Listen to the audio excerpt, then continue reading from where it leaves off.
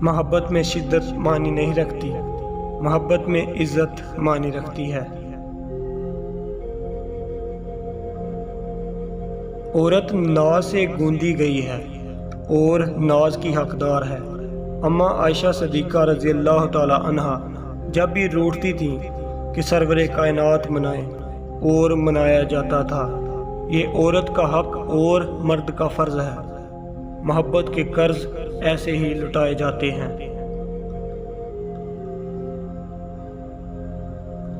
جب دل کسی شخص پر ٹھہر جائے نا، تو دماغ کسی اور کو قبول کرنے کے قابل نہیں رہتا۔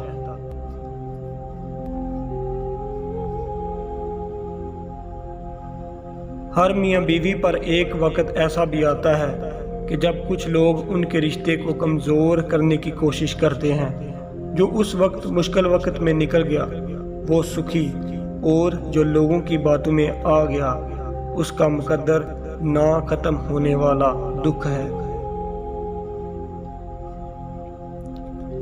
نیک اور فرمانبردار بیوی گھر کی رونق ہوتی ہے۔ جب کوئی پسند آ جائے تو دوسروں سے نہیں پوچھتے کہ وہ کیسا ہے۔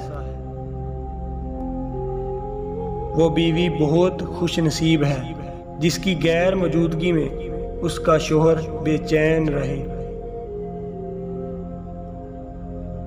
مرد بھول جاتا ہے، معاف نہیں کرتا، عورت معاف کر دیتی ہے، بھولتی نہیں۔ لوگ چھوڑ کر نہیں جاتے، دھتکار کر جاتے ہیں۔